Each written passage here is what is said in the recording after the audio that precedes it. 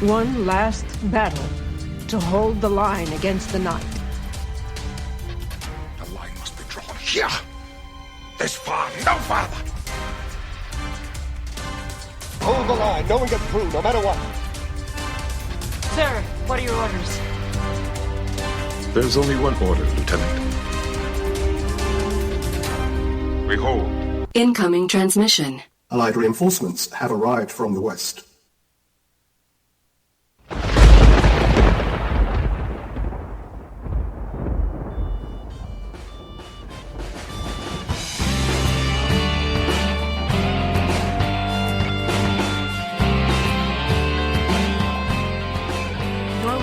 HollowNet on Mojo 50 Radio.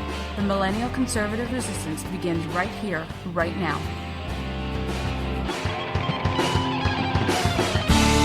Oh, yes indeed, ladies and gentlemen, boys, girls, children of all ages, the new millennial conservative resistance does indeed begin right here, right now, with you. You are listening to, and damn, I hope you're watching, the HollowNet on the mighty, the powerful Mojo 50 Radio. Today it is Saturday. It is the 8th of August in the year of our Lord 2020, year 4 of the Trumpian age, 72 days in to the burning and looting of Portland.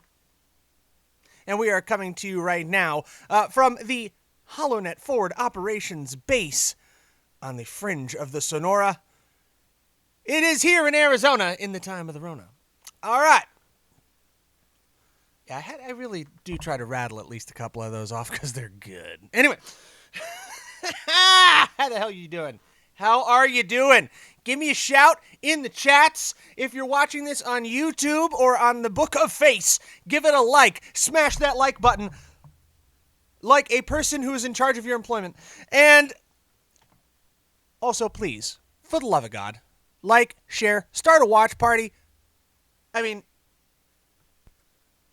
do something, because, man, I'm having a hard time. And, I don't mean like, a hard time. Not that kind of hard time. I mean, I'm getting just completely and totally slapped by the algorithms, man. Last episode, we got crap canned. Last two. I mean, I pulled up the watch numbers. I'm not one of those people, one of those hosts who obsesses over the numbers. I haven't been on Spreaker to actually check how many downloads we've got in, like, I want to say, like, a year. Something like that. Because I figured it out.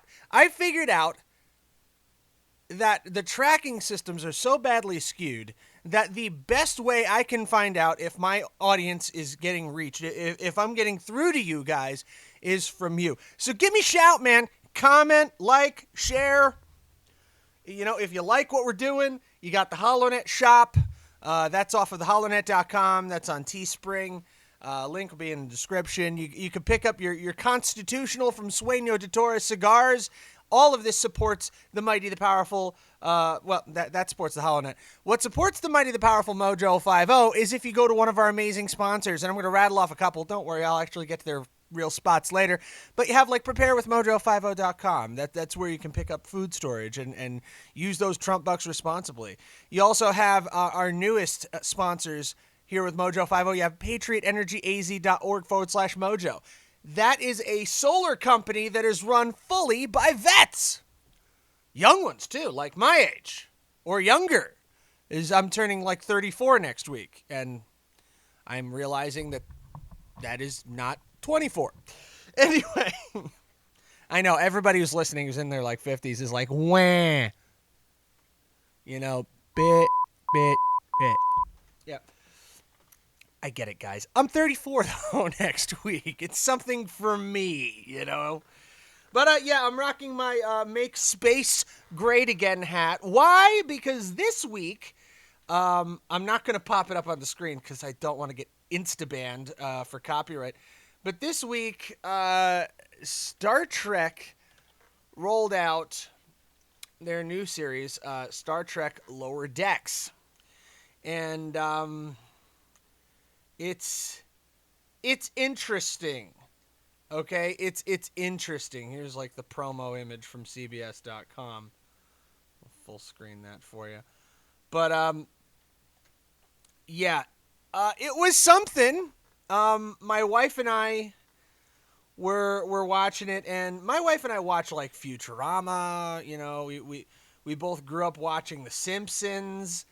You know, we watched Family Guy when it was good. We watched American Dad when it was good, because even though, you know, American Dad is satirically taking the piss out of conservatives and Republicans, it still found its way to being funny, because, you know, Seth MacFarlane still managed to take shots at both sides, which I always appreciated. But here's the thing. If you like traditional Trek, and I know this is, Matt, this is a show about politics. If you want to do a show about Trek, jump over to Odyssey. I know, Russ Haslidge. I don't think he listens to my show, but Russ Haslidge runs the Odyssey network over there, and that's where we usually have like our sci-fi content and really awesome stuff on that side of the fence. We're talking about like the paranormal stuff with like Rocky Stucci. I think he does a show on there still. But that's all on Odyssey, Odyssey 1. So, yeah, if I want to talk about Star Trek crap, I should put an hour up over there. But I just wanted to talk about this because here's my deep thought. I'm a huge nerd. You know, aside from being, you know, 6 foot tall and over 250. But this is the USS Excelsior, NCC 2000. This is when she was commanded by Captain Hikaru Sulu in Star Trek, the Undiscovered Country. You know, the explosion of the Klingon moon of Praxis and all that fun stuff. I'm a big Trekkie. You know, when I'm not scouring the web for my links for this show, I'm usually playing Stellaris New Horizons modification, which is basically the spiritual successor to Star Trek Birth of the Federation, which was one of my favorite games of all time. Because I enjoy Star Trek, and I enjoy that mode of grand strategy, like 4X, resource management, empire building. I've got a couple of good saves. Hey, if anybody's interested, I can record a couple of YouTube videos of me playing. There's a lot of people out there, a lot of gamers that are out there, a lot of YouTuber gamers that are playing Stellaris New Horizons. So there's not exactly a demand for it, but if somebody wants to see it, let me know. I'll toss it up there. But yeah, so that's what I do. I'm a bit of a Trekkie. So when CBS All Access was coming out with Discovery, I bit down on the lore hard, and they got me and yanked me into the boat, okay? I watched the whole first season in awe because it was like a train wreck you couldn't look away from. It was Star Trek, but SJW. And this is coming from a place where a lot of people say Star Trek is communist, you know, it's space commies. And if you want to hear a bunch of funny stuff about that, I would strongly recommend checking out the videos of Razor Fist. He does The Depths of DS9, which has got him copyright slapped by Paramount and CBS so many times, I don't think he can see straight anymore. But he did a great analysis of Star Trek not being space communism or space socialism because it represents a post-scarcity society. Because, you know, now you have magical walls that basically poop food. You have unlimited power, and you have the ability to convert energy into matter. So now material scarcity is a thing of the past. So that is not communism, kids. That is not socialism. If one were really to argue, you could say the Federation represents an extremely strong federal government. It's very statist. It's like every advanced thing you want to do, you need a permit for. It's bureaucracy run amok. But I still like Star Trek, so go figure. You know, I like the ships. I like the stories. But let me digress for a second. I got off on a tangent. Discovery. Oh, God, what a shit show. It was terrible in my estimation. The only good thing to come out of that was Anson Mount as Captain Pike and Rebecca Romijn as number 1. I think if they spin off their own series where they talk about Pike's 5-year mission, you might have something. You might have something there. But the show was just so beat you over the head with SJW-friendly themes, you know, about about gender, about sexuality, about weak male figures. That was very pervasive in that program. Weak and corruptible male characters. It was really a shame. It was really a shame. Especially when CBS Paramount legally curb-stomped a really solid production that was being done by fans. Granted, fans who are actors, actresses, and producers, called Axanar, which I covered in my time at Lanterns Media Network. I actually tried to interview them a couple of times. They were very busy there in the midst of this legal battle that they ultimately lost to CBS. And CBS said, you can continue, but you have to do it under these very, very strict guidelines. If you want to check it out, I think you can still find it on YouTube, Prelude to Axanar. And it's a beautifully, lovingly produced fan film. And that's the Star Trek that a lot of Star Trek fans really wanted. But instead of doing the smart thing, which is rolling up to, oh God, I forget the name of the guy that's been the driving force behind that. Hang on. I feel like such a schmuck. Axanar. No, Ananar. Yeah, nice job. Axanar. Alec Peters. Alec Peters, who's, by the way, a solid character actor in his own right. He was the driving force behind this, along with the late, great... Oh, come on. He played Starbuck. Richard Hatch. The late, great Richard Hatch was the driving force behind this and played a major character. But you had Tony Todd as Admiral Ramirez. Tony Todd, notably playing Kern and also like half the Klingons you saw on screen. J.G. Hertzler as the legendary Admiral. He played General Martok in Deep Space Nine. Huge. You know, Gary Graham reprising his role as Ambassador Soval, a Vulcan. And Kate Vernon in an amazing turn as Captain Sonia Alexander. Kate Vernon, notable for Battlestar Galactica Reimagined. She played Helen. And it was just an excellent production. CBS should have rolled up with their checkbook on, sign here, take our money, let's throw the weight of a real production company behind this and really make it good. Just, here, Alec, take the money, run with it, get it done, son. And the fans, the villagers, would rejoice, you know. But no, because the SJW Steamroller Brigade over at CBS Paramount already had their plan for Discovery in place and were forging ahead. So they curb stomped it. And the result was terrible. And I have no hope for the next season where we're now fast forwarding further into the future. So now we're beyond the restraints of canon and all that. Oh, God. How did this turn into a rant on Star Trek? How? Because Star Trek Lower Decks came out. And, I'm going to circle back now. Picard also came out this past year, which gives you weak, frail Picard getting dominated and kicked around by literally every woman on screen. I'm not kidding. Admiral Clancy, apparently head of Starfleet Command, she's the commander-in-chief, tells him literally castigates him for his sheer hubris. He asks for... Well, number one, he badmouths Starfleet in an interview. Got it, because Starfleet was acting like fools after he resigned. And then asks them to reinstate him for one last go, for one last important mission. And she castigates him for his sheer effing hubris. Then follow that later on in the series. He's telling her, aha, I was right by subspace transmission. Send in the troops. We need the fleet. Get them out here now. And... he's going on to, if you don't do this, you're worthless, and this, that, and the other. And she looks at him and says, Admiral Picard, and at long last, shut the up. This is Captain Picard, dude. This is the Dome. This is Jean-Luc, who beat back the Borg, defeated the Romulans, chose the leader of the Klingon Empire. This is the hero of STNG. And you just told him STFU?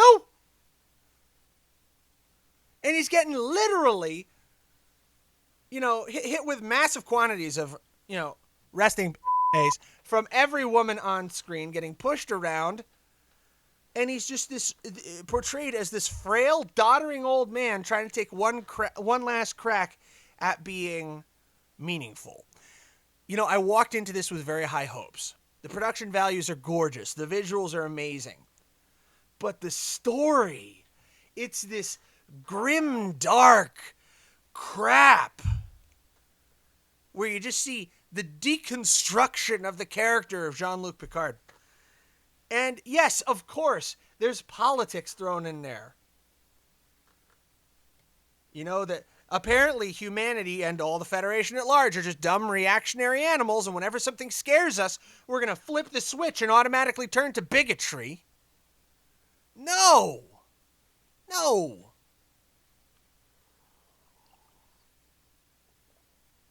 And everything turns into an allegory for, no borders, and it's a shame. It's a shame. So now enter Star Trek Lower Decks. And I know I've blown a segment on Star Trek. Forgive me, okay? It's my show! I could do that. So, enter Star Trek Lower Decks. And Star Trek Lower Decks is made by the creator of Rick and Morty. So I was walking into this going, hold up. Just hold up. Hang on. Is this going to be Rick and Morty but Star Trek? Oh, Marty, we got to get the Szechuan sauce. Got to go get the Szechuan sauce. It doesn't matter, because I'll just kill you and make another one. And life doesn't matter, and the universe is nothing. I went, oh, God. Is it going to be the staggering, nihilistic misanthropy of Rick and Morty? Don't get me wrong. I've given Rick and Morty a shot. I can handle it in small doses. Because Rick and Morty, I think if you watch too much of it, you really will become convinced that you don't matter, the universe doesn't matter, there are no consequences, life is a joke. You're so ridiculously tiny that nothing that you ever do is meaningful. And that is the opposite of the optimistic, positive, hopeful feeling that Star Trek always gave me as a kid. And that now today, more than anything, I derive from my faith in God. Yeah, religious Trekkie. Go figure. I don't get to call myself a Trekker because I came into it later. I was inducted, as it were, by STNG and then nurtured through Deep Space Nine and Voyager and shook my head slowly through Enterprise just like the rest of us. I had to come to the original series afterward. The gateway to that was the movies. Yep. Anyway. So we're one episode deep into Star Trek Lower Decks. And, it was funny. Gory, yes, it's not for kids. It's a cartoon for adults. But it had some humor to it. It's very slapstick.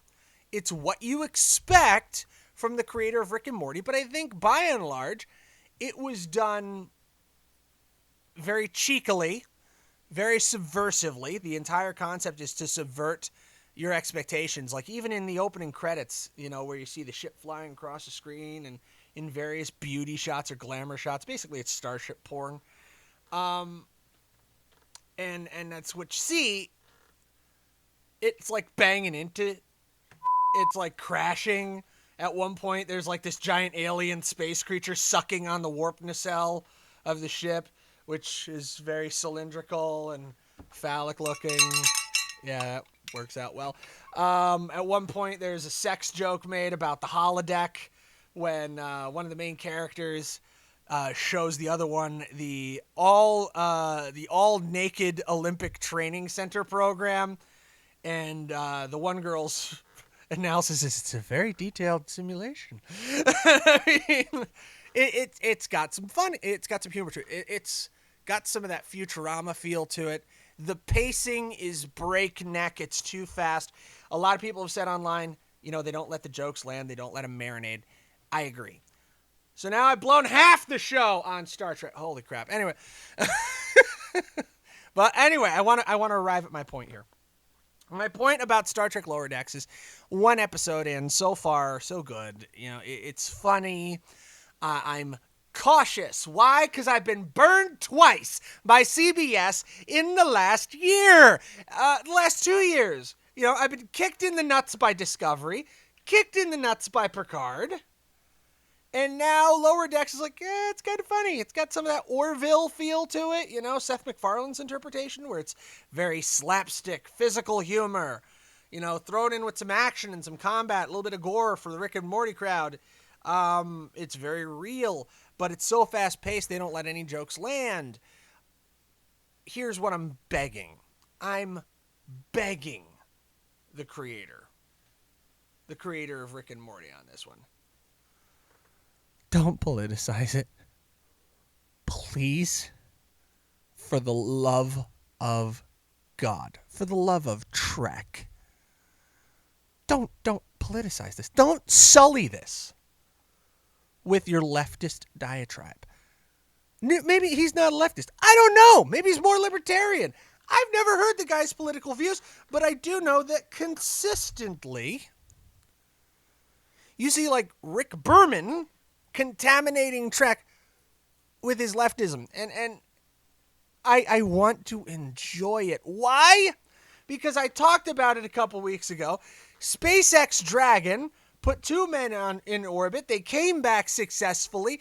Hell, when the thing landed, SpaceX's mission control sent a transmission to the capsule saying, "Thank you for flying SpaceX." Come on! Oh, that's good. We're dealing with commercial space travel now. And if you look at the SpaceX Crew Dragon, it looks like something out of Star Trek. It's like the Apple Store made a spaceship. It looks like the bridge of the Enterprise in Star Trek 2009. All white and shiny and touch screens and a massive heads-up display. It's amazing to see, and it made me excited about manned space flight again. I didn't think that was coming back anytime soon, ever since the space shuttle fleet was retired under President Obama. But I am excited again about space travel. Make space great again. The United States Space Force, which we're really hoping that the efforts of our Arizona caucus, a congressional delegation, proves out, and they make their headquarters in Peoria, Arizona. I think that would be amazing. But I'm excited, like I was when I was a child, about the future of man's exploration of space. I'm never going to go. I don't even like planes. But I'm still excited about it like a kid. And I want to keep that. And now you have this new Star Trek content that's coming out. You have, I think they said 23 weeks of Trek, because you're going to have Discovery Season 2 coming out. You know, you're going to have another cartoon series, Star Trek Universe, coming out. All these things. And I am happy about it, but cautious. And you have all this news from Star Wars coming out, and it's like, it's a great time to be a sci-fi nerd. But it's kind of a time to be a conservative one. You know what I mean? Because everything is being used now as a delivery system for the progressive socialist cause. And it just makes me tired and sad, to be perfectly honest. All right, that music means we gotta take us to the break. But when we come back, I swear I'm gonna get some links. I did pull aside good links for today's show. I just got hung up on this Star Trek Lower Decks thing. But we will return. You're listening to the HollowNet on the mighty, the powerful Mojo 50 Radio. Stick around.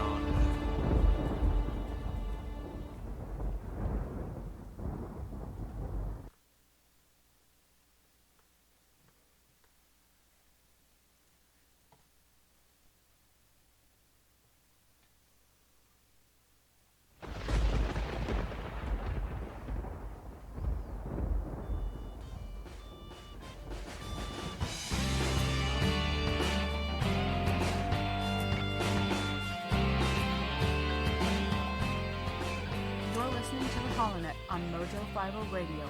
The millennial conservative resistance begins right here, right now.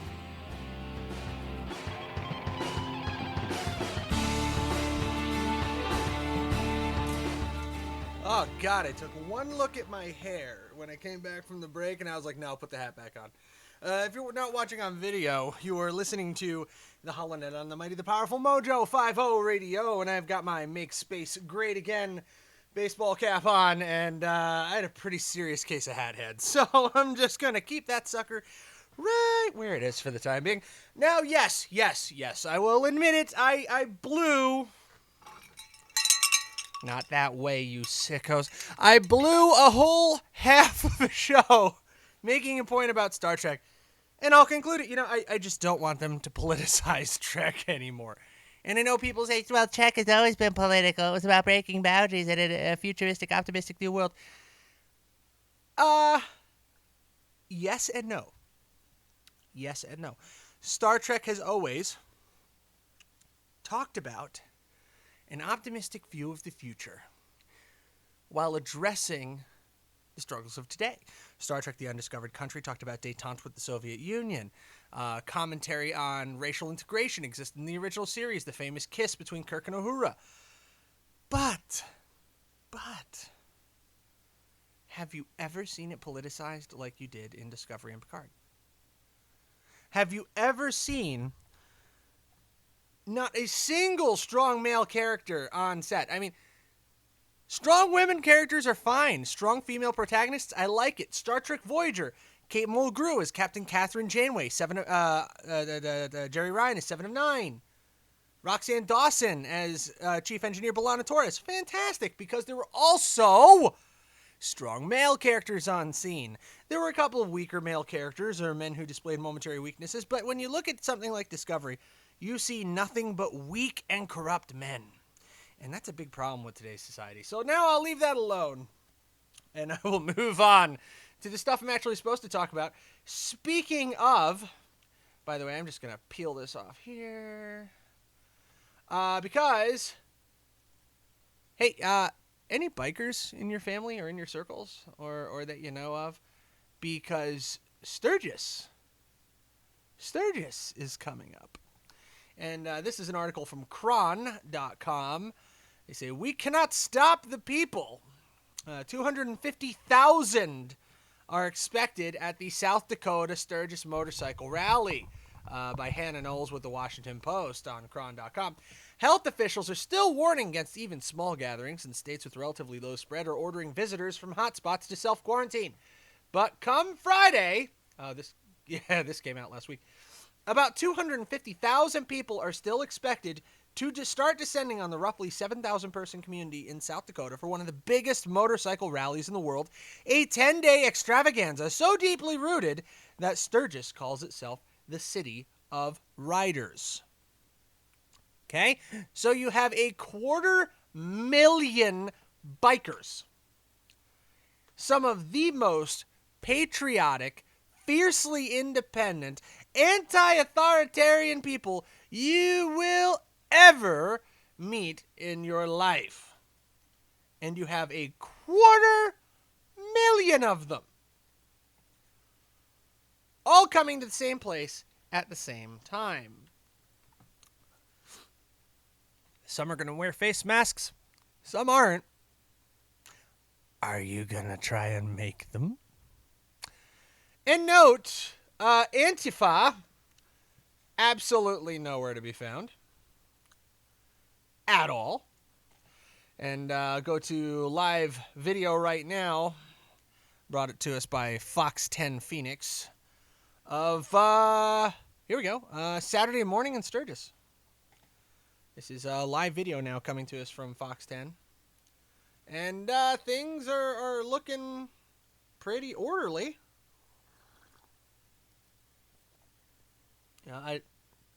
The image is not fantastic. Let me see if I can clean that up a bit. Look at all those bikes, man. Oh, baby. Look at all of that. That is beautiful. My parents, my late stepdad and my mom, big into the biker lifestyle. They were honest to God bikers, and I grew up around that world, my formative teenage years, and there we go. The image cleared up.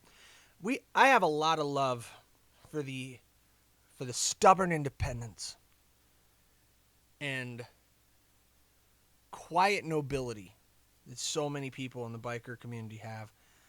They're bad folks. They're bad hombres, as President Trump would say, that are out there, of course. But at the end of the day, these are some of the most Americans you're ever going to meet. And this is a beautiful image right here. Sturgis. So here's what I'm waiting for now. Here is what I'm waiting for on this Sturgis Saturday morning, August 8th in the year of our Lord 2020. I'm waiting for the story to come out where some Kevin or some Karen decides to stroll down Main Street in Sturgis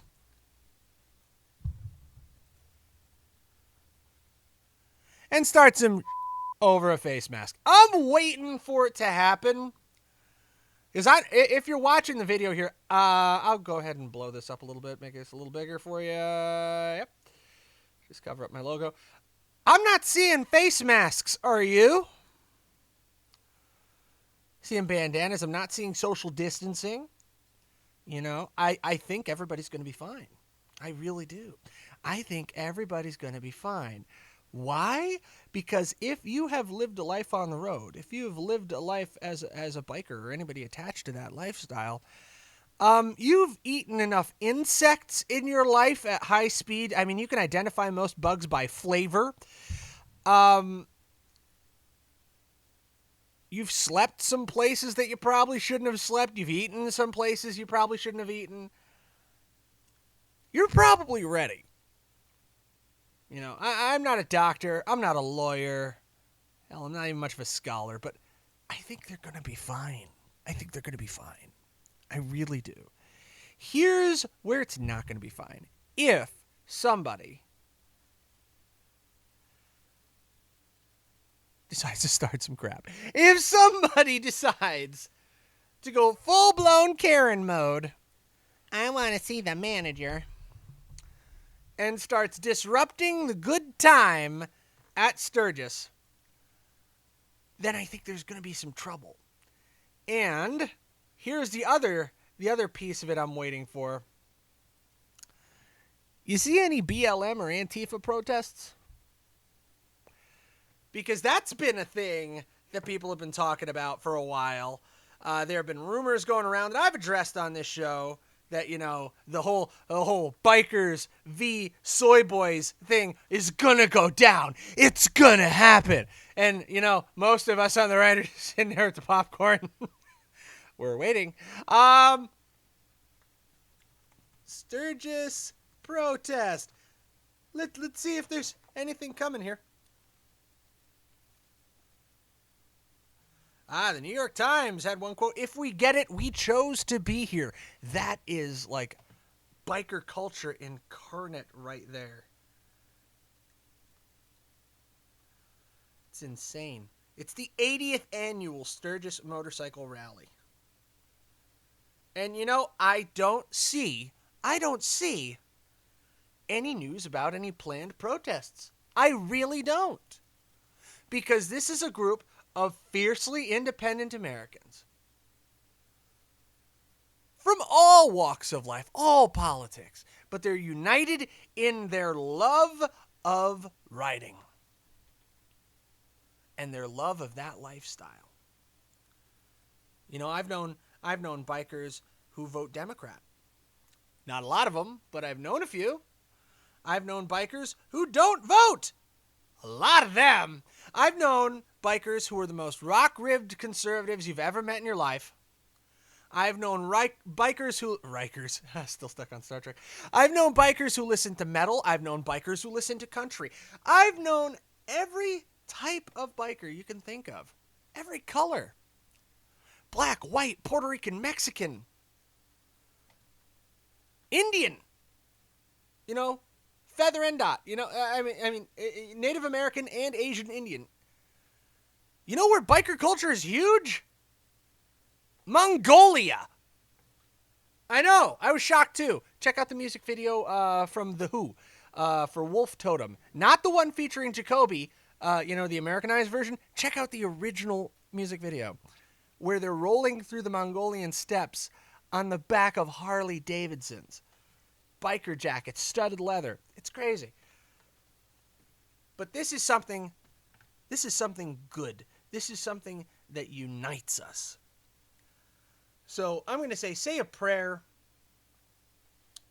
for the 250,000 men and women in Sturgis today. For a safe, for an orderly, for a fun, maybe not too orderly. They don't like things too orderly. But for a safe, fun, enjoyable Sturgis. Because God bless those men and women out there, like I said, the freest of Americans, for good or ill. It's not always good. There's crime that's associated with the motorcycle world as well. But the freest Americans you can possibly think of. All right? So, yeah, that's that, man. It's frickin' Sturgis. I'm going to keep that minimized just in case anything goes down. Maybe we'll catch a live beat down of a Kevin or a Karen. Put your mask on! Just put your mask on! Quit being such a... Yeah, wrong town!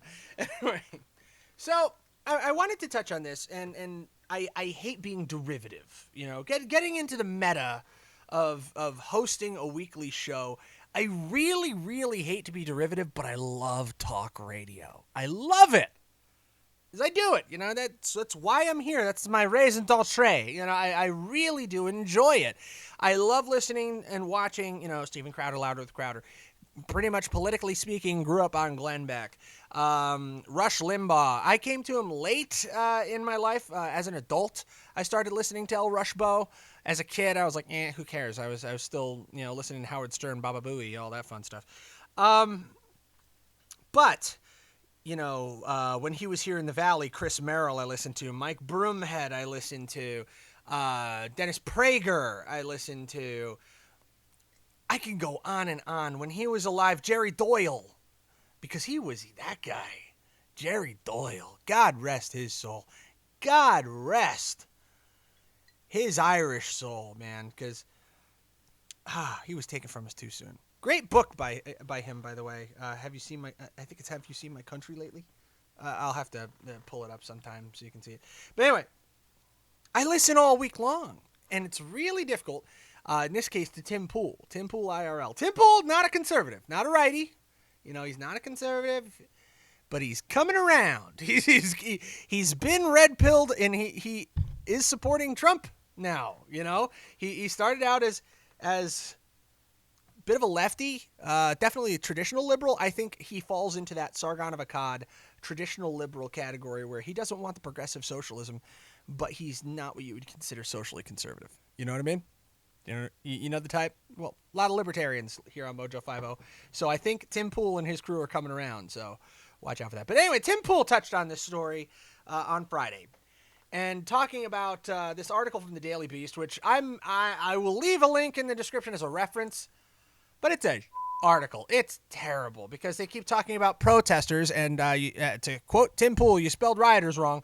And they're painting it as this young woman is being unjustly charged and, could be in prison for the rest of her life. Why? Because Utah decided that when you commit an act of violence, an act of vandalism, and you're all wearing the same thing, and you were all coordinated online into a group, a cloister, if you will, a gang, then the gang violence intensifier under Utah law applies.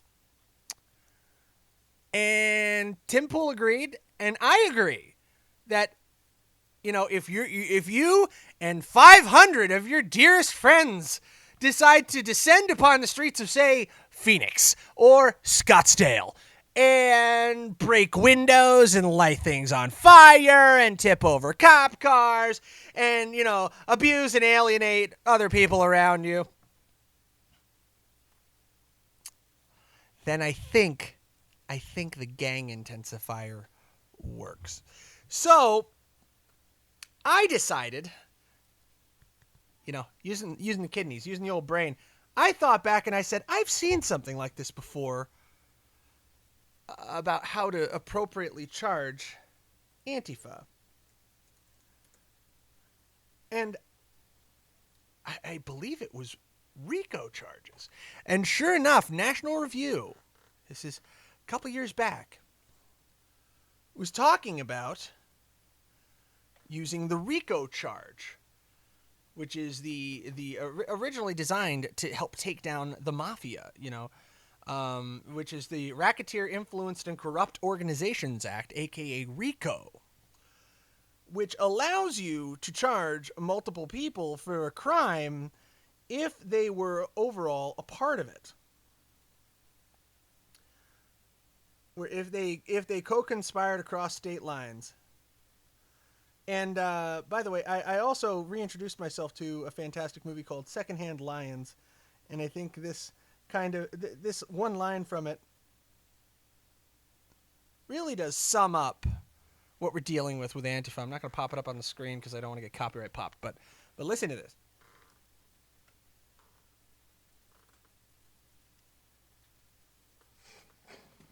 What did you say? Here's a perfect example of what I've been talking about. Since this boy was suckling on his mama's tit, he's been given everything but discipline. And now his idea of courage and manhood is to get together with a bunch of punk friends and ride around irritating folks too good-natured to put a stop to it. Did you catch that? I'm going to roll that back. All right, that was Robert Duvall as Uncle Hub from Secondhand Lions, and he just described Antifa and Black Lives Matter in 10 seconds. He just nailed it. Nailed it. So here, let's try that again.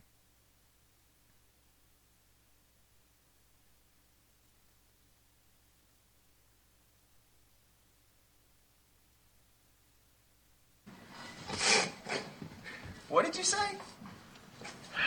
Here's a perfect example of what I've been talking about. Since this boy was suckling on his mama's tit, he's been given everything but discipline.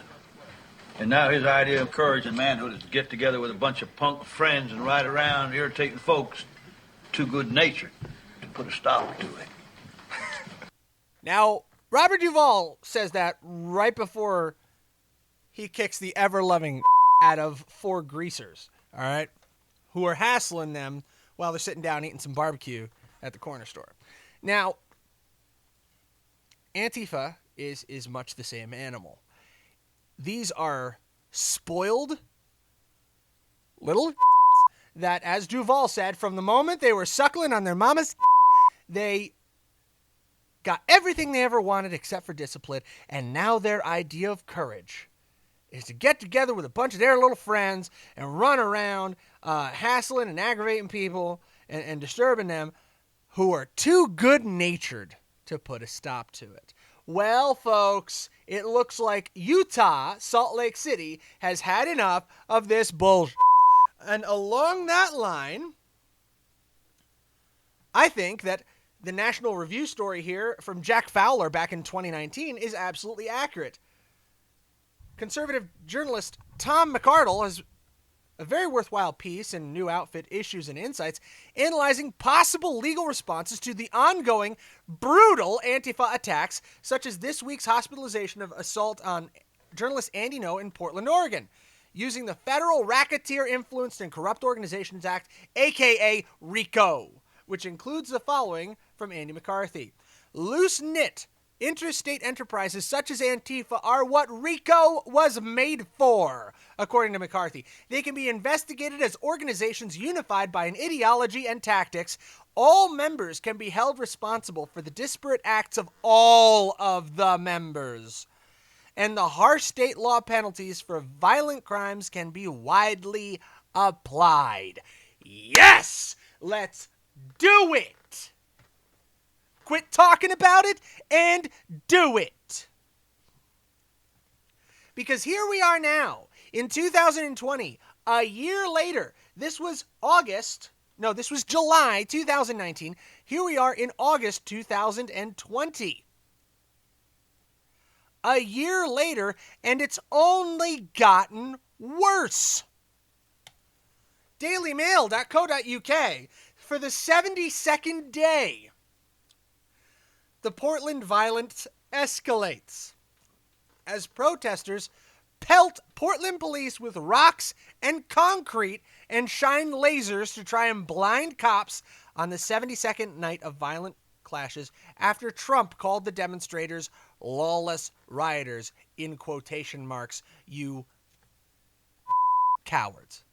You cowards. How do you not call them lawless rioters when in the same headline they pelt Portland police with rocks and concrete and try to blind them with high-powered industrial lasers? Really? And you're putting violent riots in quotes. Okay. Police in Portland said on Friday night that they were attacked with rocks and chunks of concrete after the 72nd straight night of protests descended into violence once again. Officers said that some of the protesters were attempting to blind officers by shining lights into their eyes. No, they're using industrial commercial-grade green light lasers, which permanently effing blind you. It is a battlefield tactic. It is a less than lethal option that we use in the field and the military. It's called a dazzler. Shine it in somebody's eyes, they go blind for a couple of seconds. You hold it there, permanent vision loss. You know, when you look at the sun, that, except everywhere, forever. Amidst the chaos, police tweeted their apologies to local residents for the disruption and the noise. They're being polite. Good-natured.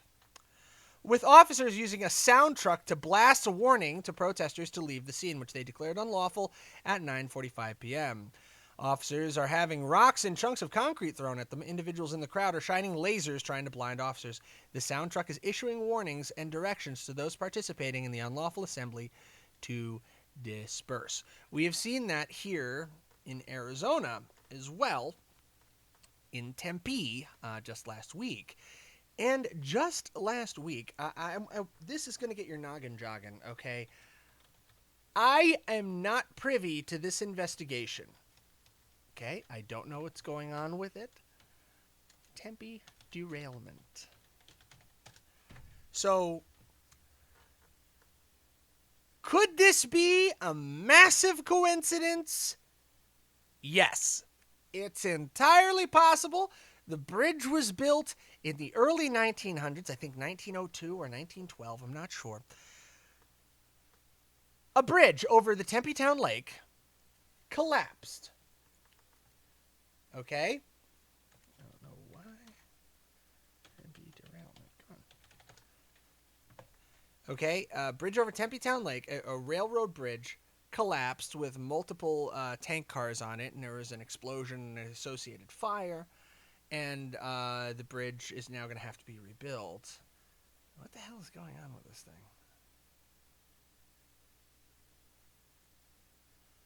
Google cannot be reached?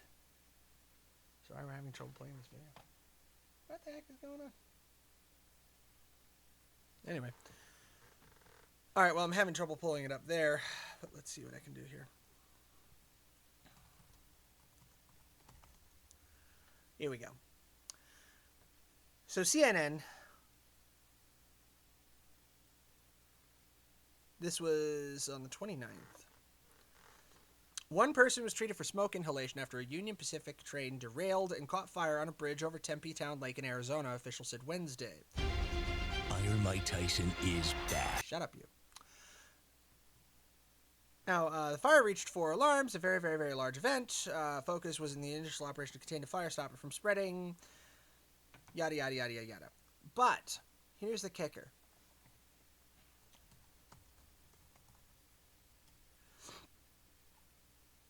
That was on Wednesday that the derailment occurred.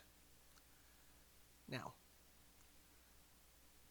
on Monday, July 27th,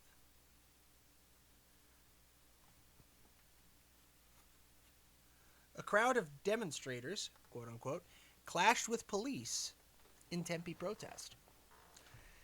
Is it coincidental that 2 days later, 2 days, the bridge over Tempe-Town Lake suddenly collapsed? Or is the open investigation that is taking place right now potentially going to find that there was some terrorist activity involved from Antifa or Black Lives Matter? Or that some other group took advantage of the disarray to sabotage the Tempe Bridge? I'm telling you, when you see two events like that back to back, it gets the noggin jogging. I'm not saying or theorizing that it was a terrorist attack. I'm saying, what if it was? What if they're not telling us about it?